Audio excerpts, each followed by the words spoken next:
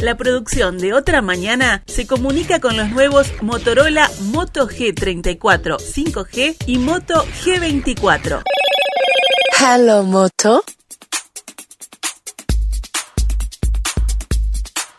Después de 1522 días como ministro de Trabajo, la semana pasada Pablo Mieres dejó ese cargo al frente de esa Secretaría de Trabajo. Mucha agua pasó por debajo del puente. Ni que hablar que la pandemia, los consejos de salarios vinculados a esto, los acuerdos, los instrumentos que se aplicaron y después una serie de planteos, llamémosle promesas que había realizado la gestión, planteando que hacia el final del periodo se iba a lograr recobrar lo perdido desde el punto de vista salarial, que se iba a generar más empleo.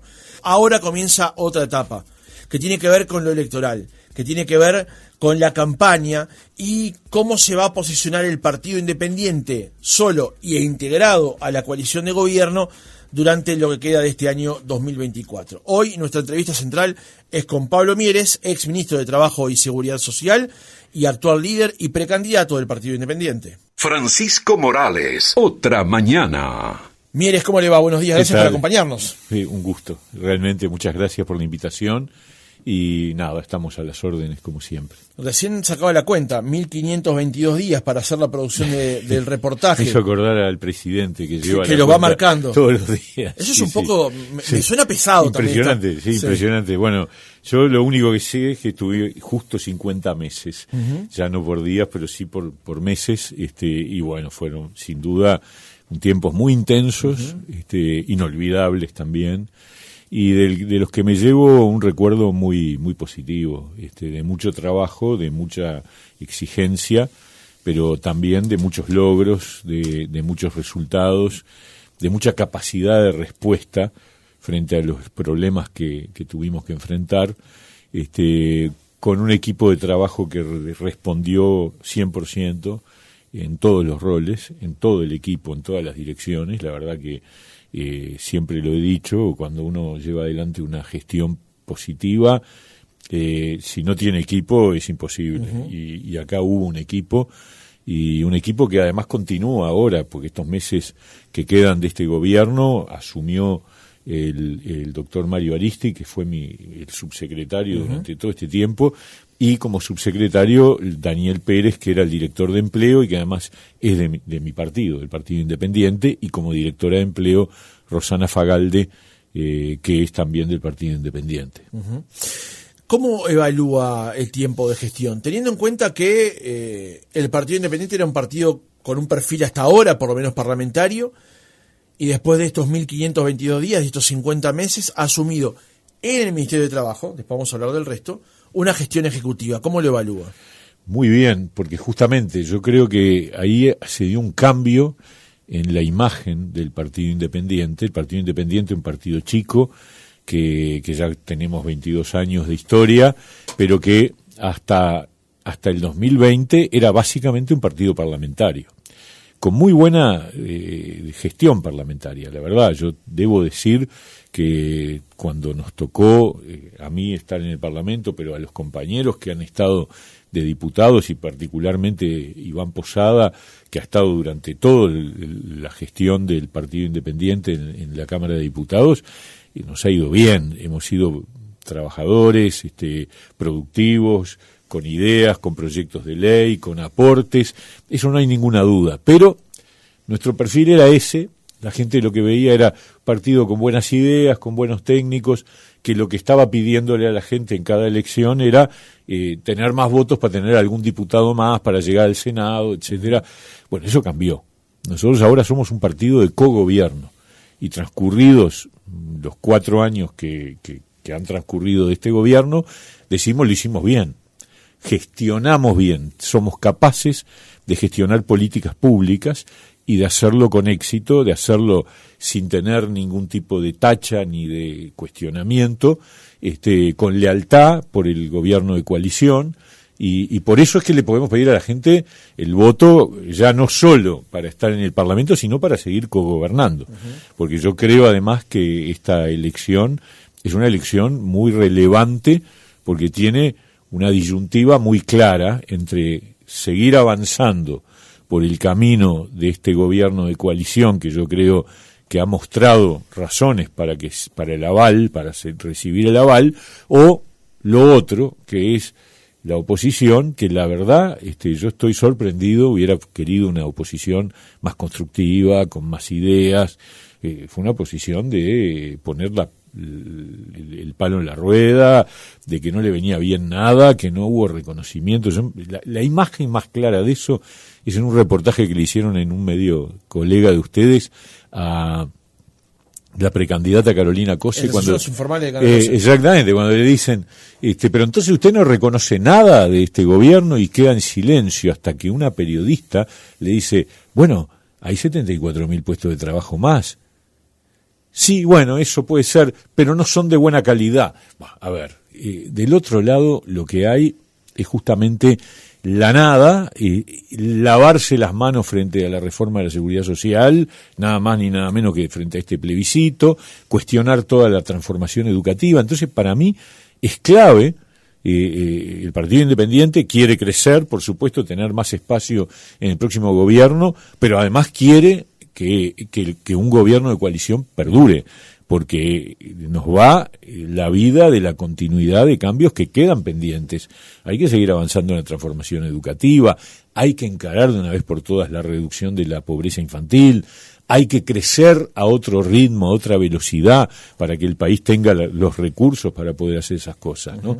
Y eso lo garantiza este gobierno y la renovación de la coalición, con perfiles propios. Nosotros tenemos un perfil propio. A mí me gusta decir, somos la pata izquierda de la coalición, somos el partido más hacia el centro izquierda de la coalición. Yo digo, este es un gobierno de centro, no es un gobierno de derecha, es un gobierno de centro, y en gran medida, porque o en parte, porque nosotros somos los que logramos ese equilibrio y queremos tener más poder para que el próximo periodo sea mejor todavía. Ahora vamos a entrar en política, pero el momento más difícil, no sé si es el peor momento, pero ni que hablar, el más difícil fue la pandemia, donde hubo que tomar una cierta cantidad de medidas, seguro de paro flexible, la ronda en la que se admitió que se iba a perder empleo, que se iban a perder ingresos, también instrumentos que luego dieran salida justamente a ese pantanal que significaba estar en la pandemia.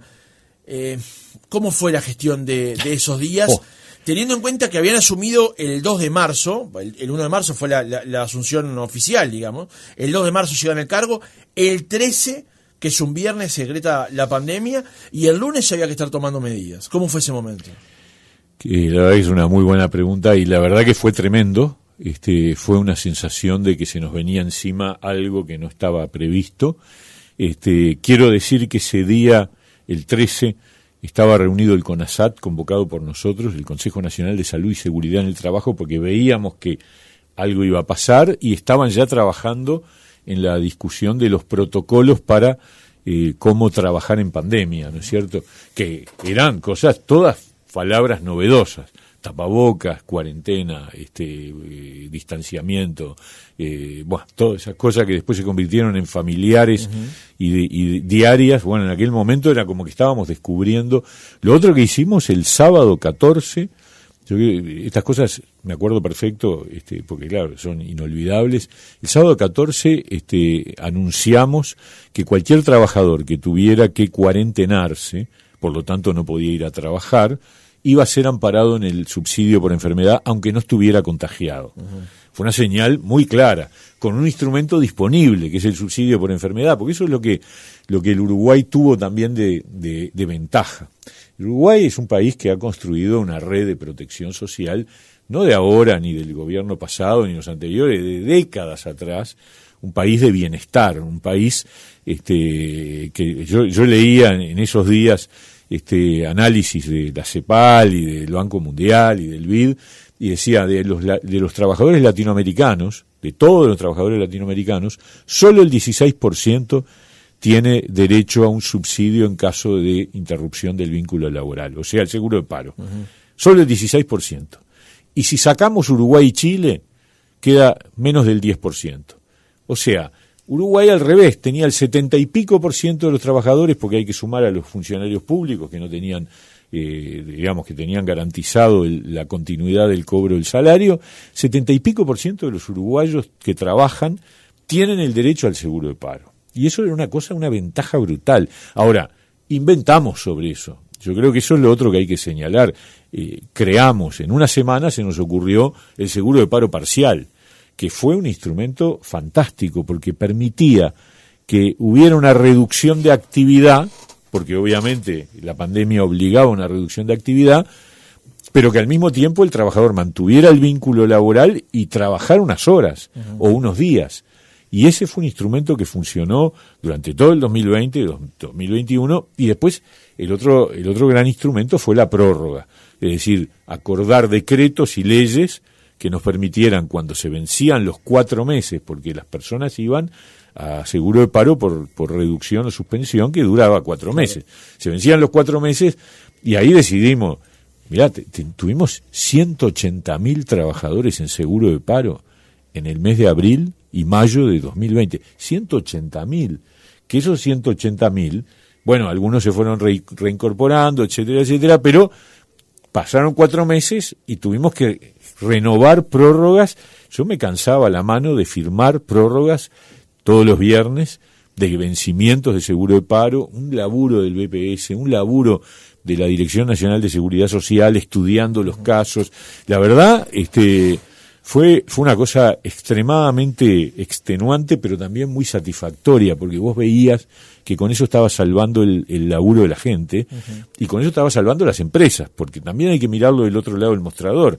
Si nosotros no hubiéramos otorgado estas prórrogas de seguro de paro y seguro de paro parcial, las empresas no tenían más remedio que despedir, pero no tenían plata para pagar los despidos. Entonces esto fue un ganar, ganar, ganar. Es decir, ganó el gobierno porque logró construir una política exitosa, ganaron los trabajadores porque mantuvieron sus puestos de trabajo, aunque tuvieran una reducción de ingresos, obviamente, y ganaron las empresas porque pudieron sobrevivir de una manera mucho más esperanzadora de lo que hubiera sido o de lo que fue en muchos otros países de América Latina. Y la verdad, yo tengo un recuerdo muy, muy, muy positivo, y me acuerdo que pasaba todos los días inventando cosas, pensando cosas, leyendo. Mi mujer me decía, porque de repente me despertaba y después mientras dormía, se me había ocurrido una solución para un tema. Imagino el estrés también, ¿no? Claro, un estrés permanente, pero la verdad, con un gran equipo y con decisiones muy inteligentes que el presidente lideró, que fue la más famosa, la libertad responsable y mantener los motores de la economía encendidos, que fue clave para que el Uruguay se destacara en la salida de esta pandemia, ¿no? Hubo un momento, y avanzando en el tiempo, que tiene que ver con la invasión de Rusia a Ucrania y lo que eso generó, por ejemplo, en los índices inflacionarios. Yo recuerdo haberlo entrevistado en esa oportunidad, y claro, ahí había una tensión inflacionaria importante que se apalancaba sobre los ingresos. Y recuerdo que en ese momento el planteo era, bueno, aquí hay una tensión que es momentánea, es por esta circunstancia, pero yo también veía que había algunos sectores que se estaban desangrando en función de eso. El gobierno hoy se ufana de una inflación baja, de una creación de determinados puestos de trabajo, pero verlo en ese momento, en el 22, comienzos del 23, era más difícil. Sí. ¿Cómo fue gestionar ese momento en particular? Y bueno, fue como, esa fue la segunda adversidad, ¿no? Estábamos saliendo de la primera, después de todas estas cosas que hablamos y terribles cosas, que subsidios para las unipersonales, bueno, un montón de cosas. A mí me quedó pendiente, y voy enseguida a lo de la inflación, me quedó pendiente y como partido lo estamos proponiendo para impulsar un subsidio por cese de actividad para las unipersonales. Porque lo que nosotros notamos ahí cuando tuvimos ese drama es que los dependientes todos tenían seguro de paro, pero el trabajador por cuenta propia, el que factura con una unipersonal, que hay unipersonales hay como 90.000, hay algunas de alta facturación que tienen muchos clientes, pero hay unos 30, 40.000 que son monotributistas MIDES, Literal E, que son de facturación muy baja y que en general son trabajadores por cuenta propia, que no son dependientes, pero que tienen en realidad un cliente solo. Y esos, el día de la pandemia, le dijeron, mirá, no te necesito más, y pasan de 100 a 0. Y bueno, ahí hubo subsidios por unos meses para esas empresas, pero a mí me quedó la idea, bueno, pero esto no es solo un problema de la pandemia, es un problema más de fondo, y estuvimos elaborando, al final no nos pusimos de acuerdo con economía, pero yo creo que tenemos que establecer algún mecanismo que permita una especie de subsidio por caída de facturación o por cese de facturación. Ya que hablé de eso, entonces sigamos con el paréntesis. Usted destacaba hace un momento nada más la red de protección social que hay en Uruguay, que eso, como se dice habitualmente, no tiene precio, pero tiene un costo. Ir en una dirección de ese planteo, por ejemplo, también tendría un costo, sí, para el Estado. ¿Hay un límite a la hora de establecer políticas sociales, teniendo en cuenta, sí, que eso implica también unas renuncias fiscales? Sí, hay un límite que la única manera de sobrepasarlo es creciendo más. O sea, el Uruguay hay un punto en donde para poder aportar más recursos, para bajar la pobreza infantil, para desarrollar la transformación educativa, que yo creo que son fundamentales para este próximo periodo de gobierno, y tenemos que crecer más. Y para crecer más hay que mejorar la productividad y la competitividad, hay que lograr quebrar el brete de la apertura al mundo, hay que encontrar caminos de acuerdo entre trabajadores y empleadores para que ese crecimiento de la economía se distribuya al mismo tiempo. Y bueno, y todo eso es lo que está arriba de la mesa, es la otra gran pata, el crecimiento de la economía. Nuestras tasas de crecimiento proyectadas al futuro en el 2% promedio no nos dan las posibilidades de tener todos los recursos, bueno, ni hablar si esta barbaridad que es el proyecto de plebiscito del PIT-CNT prosperara. Bueno, ahí ya estamos en otro problema. Estamos en un problema gravísimo de afectación de los dineros públicos, de que nada, de los niños y los jóvenes ya no se va a acordar nadie, porque la plata se va a ir en pagar el déficit que con esta iniciativa del PIT-CNT se generaría, que es, para que se hagan una idea, 4 veces más alto que el que sería con la ley que se votó el año pasado. Sí, según las proyecciones del Banco de Previsión Social, hacia el año 2100 el costo terminaría siendo 8,1%, exacto, cuando con la ley anterior era del 4,2%. Exacto, y con la ley que votamos el año pasado sería del 2%. Exacto. Entonces se multiplica por 4. Y eso porque es un delirio que realmente nosotros vamos a hacer todo el esfuerzo para demostrarle a la ciudadanía que le están vendiendo espejitos, que le dicen, no, para jubilarse a los 60, no, para subir las jubilaciones más bajas, pero no les dicen lo que cuesta eso. Que ayer hicieron notaro en desayunos informales, pizarra en mano, hacía unos ejemplos de que aumentar la jubilación mínima de 2 BPC al salario mínimo nacional tendría un costo de $250 millones por año. Ahí solo hizo solamente con jubilaciones, no hablaba, sí, de pensiones, y lo hacía basado en esos cálculos que él hacía, sí, reitero, pizarra en mano, sí, con un señor Saldain que al lado lo veía como un poco sorprendido, esa es la palabra, sí, digamos. Porque no es para hacer los cálculos sobre la marcha, en el medio del programa, a mano, en un pizarrón, yo qué sé, la verdad que yo digo lo que dicen los técnicos del BPS que estudian estos temas. Que es una ciencia, sí, actuarial, digamos, ¿no? Exactamente, que no es para hacer cuentas de 2 más 2 son 4. Y las cuentas dicen eso que recién mencionábamos, que se va a cuadruplicar el déficit en un plazo largo, pero además, además le van a confiscar los fondos a las personas, los fondos que tiene cada uno en su cuenta personal de la FAP, que será mucho, será poco, no importa, pero es de él. Y todos los meses le descuentan una plata que él aporta con nombre y apellido para complementar su jubilación futura. Y acá se le confisca, se le mete eso en un fideicomiso que va para el Banco de Previsión Social y que nadie sabe qué va a pasar con él. O sea, es una mezcla de cosas que y eso tira por abajo una cosa fundamental, que es la certeza jurídica que el Uruguay se precia de haber mantenido como principio, y la garantía de los contratos, que también es un valor fundamental, que es lo que ha permitido que Uruguay sea hoy un país con grado inversor, que correría riesgo, sin duda, en el caso de que estas cosas prosperaran. Pero volviendo a la guerra de Ucrania y Rusia, qué horrible, sí, nosotros ahí sufrimos el segundo momento de adversidad porque la inflación se disparó a nivel mundial y en Uruguay tuvo un impacto. Me acuerdo que ahí la jugada que hicimos, que fue fundamental porque es lo que nos permitió después llegar a la recuperación completa del salario real, es evitar que ese empuje inflacionario deteriorara aún más el salario. ¿Qué hicimos? Hicimos un adelanto de aumentos en el caso de jubilaciones y en el caso de salarios públicos.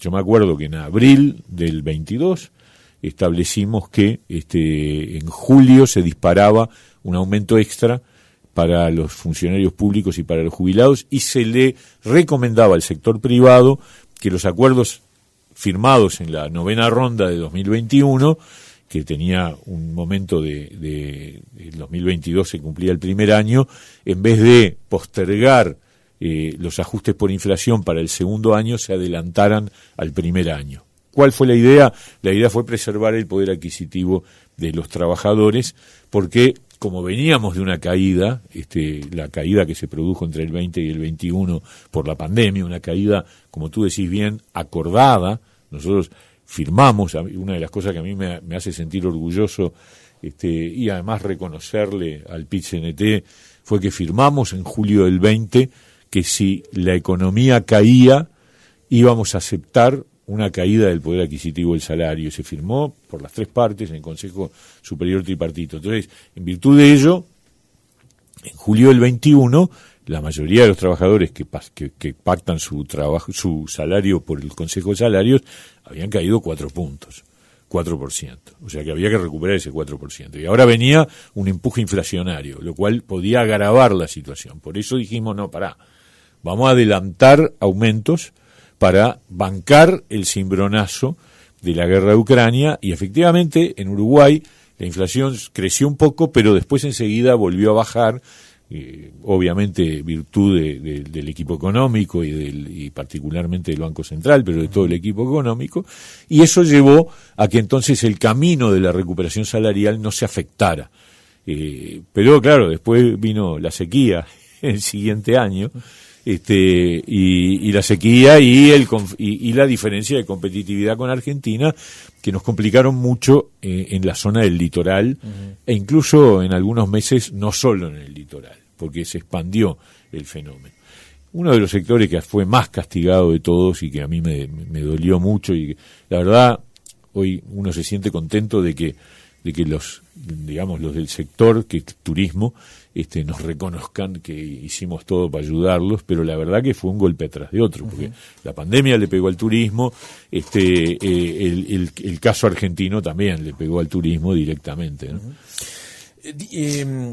Mieres, con respecto al tema trabajo, con respecto al tema de los puestos de trabajo, como hacemos habitualmente en el periodismo, yo le cuento las perdidas, usted cuéntese las ganadas. Perfecto. El gobierno hoy por hoy se ufana de unos datos de concreción de puestos nuevos de trabajo, que recuperó lo que se había perdido en el periodo anterior, y hay nuevos puestos de trabajo. De hecho, en las últimas horas se ha mencionado que el nivel de cotizantes ante el BPS es un máximo histórico.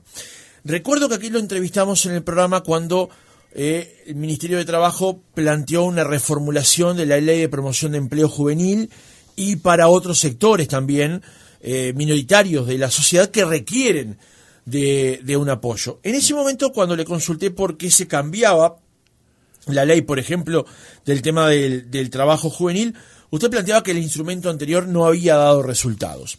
Lo cierto es que este instrumento de esta vez, los resultados no son tampoco ampliamente satisfactorios. Totalmente. Entonces, ¿qué es lo que pasa en ese aspecto? Sin duda. A ver, esta ley, la del 21, de promoción del empleo, es la tercera ley que el Uruguay se da para tratar de mejorar una situación que nos duele a todos, que es que el desempleo juvenil es 3 veces el desempleo del promedio de la población.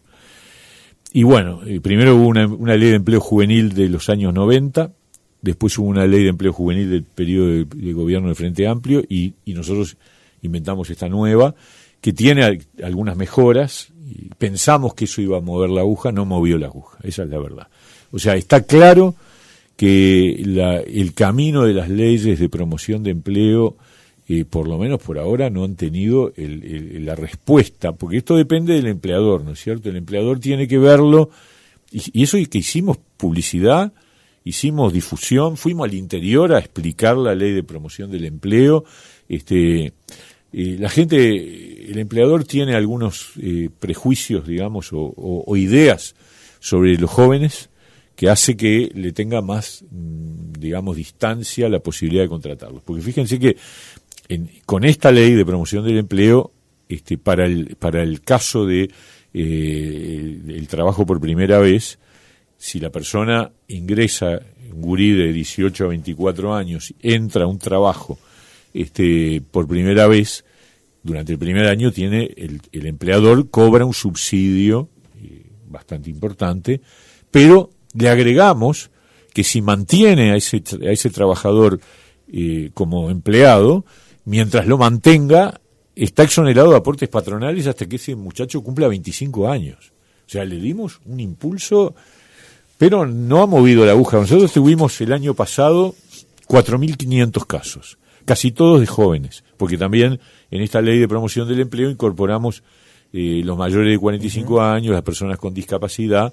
Las mujeres siempre tienen un subsidio un poquito mayor porque tienen más dificultades de acceso, pero entonces ahí, Francisco, el problema, yo estoy convencido a esta altura, es que está en la articulación entre educación y trabajo. El problema que tenemos es que nuestros jóvenes, los que salen del sistema educativo, primero que desertan muy temprano. Entonces, una parte importante del desempleo juvenil son gurises que no han completado la enseñanza media. Y entonces sus credenciales para conseguir empleo bajan. Porque además cuando tú cruzás empleo, desempleo con nivel educativo, hay una correlación directa. Es decir, la tasa de desempleo entre los estudiantes, entre los gurises que tienen nivel terciario, es bajísima. Pero la tasa de desempleo entre los gurises que tienen enseñanza primaria o básico es mucho más alta. Entonces, hay ahí un problema de capacitación que tenemos que trabajar en esa articulación empleo-educación, porque además tenemos que recuperar la idea que en el Uruguay fue muy fuerte, históricamente, yo diría universal, de que el camino para salir adelante en la vida es a través de la educación y el trabajo. Y esa escalera social que en el Uruguay estaba muy fuerte, hoy hay un sector de la ciudadanía que no cree en eso.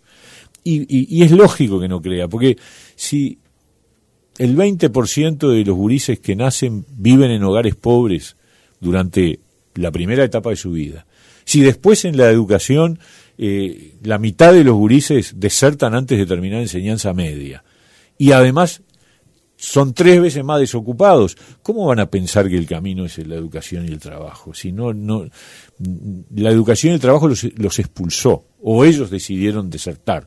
Y bueno, ahí tenemos que trabajar, y por eso necesitamos crecer más, que el país crezca más para poder tener los recursos para focalizar en donde hoy es necesario focalizar. Pasemos a temas políticos, porque además se nos está yendo el tiempo.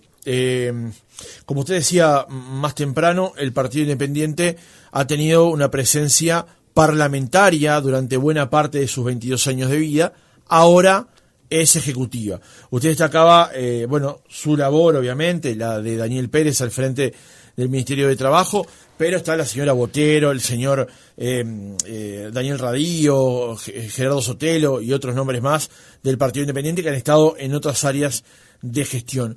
¿Qué es lo que espera para el Partido Independiente para la próxima legislatura?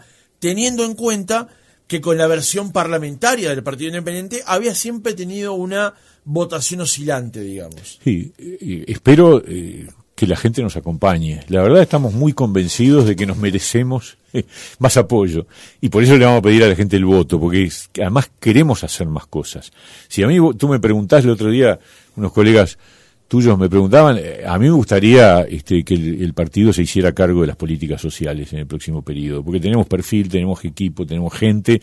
Entonces decís, ¿dónde nos gustaría estar? En el Mides, entre otras cosas, por supuesto, porque tenemos acumulación, porque tenemos ideas, porque tenemos propuestas, porque tenemos sensibilidad social, y por otro lado, en los cargos en donde hemos estado nos ha ido bien.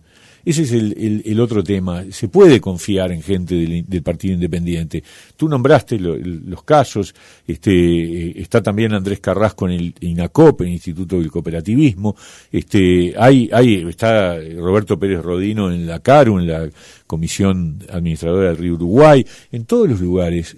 Nosotros tenemos ahora va a estar Dardo Rodríguez, que además estuvo en el INAU durante 10 años, va a estar como director ejecutivo del Fondo Infancia, que es una idea que propusimos nosotros, que Iván Posada presentó en el Parlamento, que se votó, y que va a ser un poco el canalizador de los recursos para focalizar en la infancia. Entonces, hace poco estuvo Cecilia Sena explicando el funcionamiento del fondo aquí en el programa. Entonces, la verdad, le vamos a pedir a la gente el voto para hacer más. Por eso el eslogan de la campaña nuestra es de acá para arriba.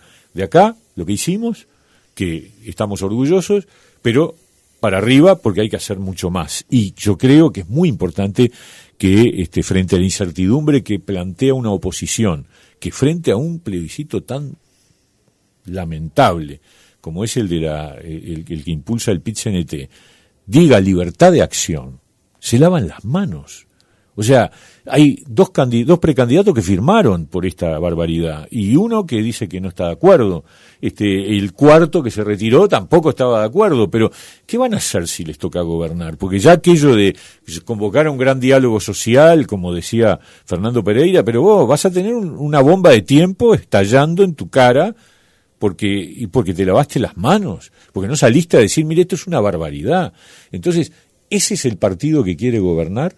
Un partido que una de las candidatas que tiene chance dice que todavía tiene que estudiar el plebiscito firmó para que la gente decida, pero todavía tiene que estudiar y en 6 meses puede ser presidenta y no sabe, no tiene opinión sobre un tema central como es la seguridad social. Yo estuve muy de cerca en todo el proceso de la ley del año pasado, 3 años trabajando.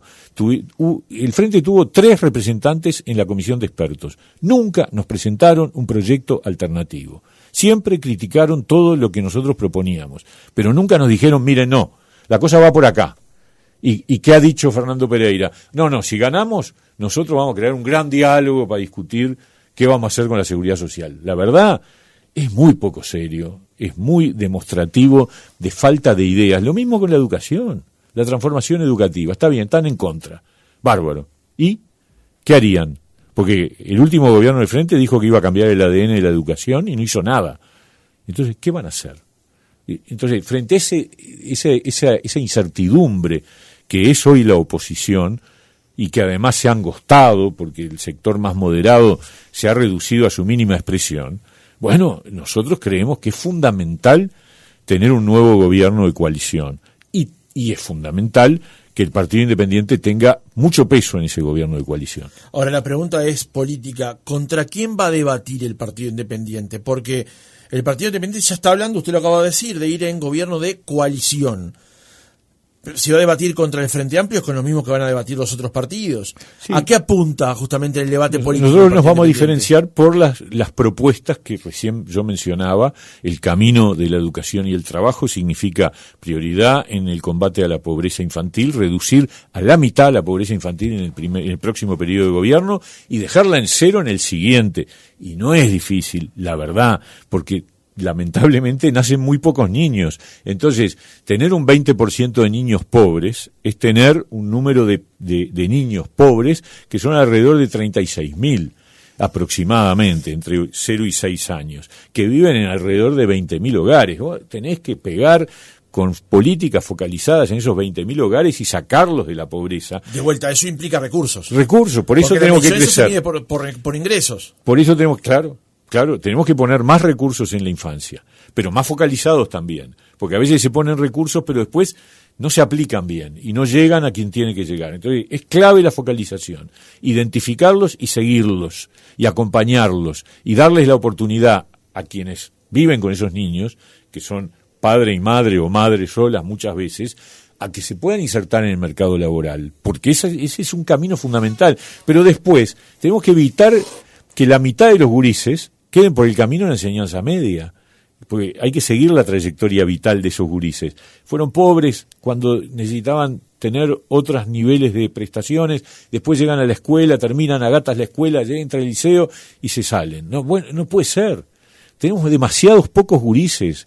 El Uruguay tiene una gran oportunidad, porque además la pobreza entre los mayores de 65 es del 2,5%, mientras que entre los niños es casi el 20%. Entonces tenemos que redistribuir, por eso el plebiscito de la Seguridad Social del PIT-CNT está totalmente, es regresivo. Ellos que hablan de defender tanto a los pobres, no sé qué, están haciendo una cosa que va a concentrar más gasto en donde hoy no debe concentrarse el gasto. El gasto hay que concentrarlo en los niños y en los jóvenes. Ese es nuestro perfil diferencial.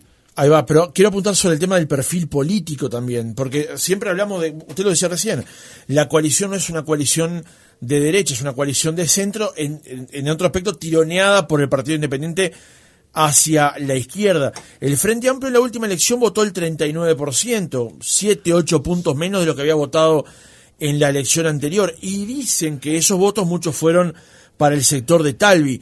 ¿Hay un espacio donde que el Partido Independiente vaya a buscar esos votos, sí, sin duda, que le den el reconocimiento que usted dice merecer por la gestión que han hecho? Sin duda, yo creo que ahí tenemos una gran oportunidad. Hay mucha gente, que es gente moderada, que es gente seria, que es gente que quiere un país con políticas razonables, que no cree en las radicalizaciones y que yo creo ve en el frente un camino hacia la radicalización, un camino en donde cada vez tiene más poder los que están pensando con una lógica ideológica muy atrasada, muy de épocas anteriores, y el espacio de lo que en su momento fue el astorismo, el sereñismo, está reducido a su mínima expresión. Es la primera vez en toda la historia del Frente Amplio que no hay un precandidato de ese sector, porque el que había se retiró por falta de apoyo.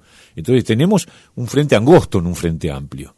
Y del otro lado, bueno, hay una oferta donde hay un sector mucho más a la derecha, que es Cabildo Abierto, y después están Partido Colorado, el Partido Nacional, y nosotros que somos el Partido Socialdemócrata de centro izquierda, y bueno, y somos además una opción que ha demostrado capacidad de trabajo y de gestión. Yo creo que mucha gente va a caminar al lado nuestro y nos va, por supuesto, a exigir muchas cosas y nosotros vamos a responder. Pablo Mieres, líder y precandidato del Partido Independiente, gracias por haber estado Encantado. otra mañana con nosotros. Un gusto grande, ¿eh?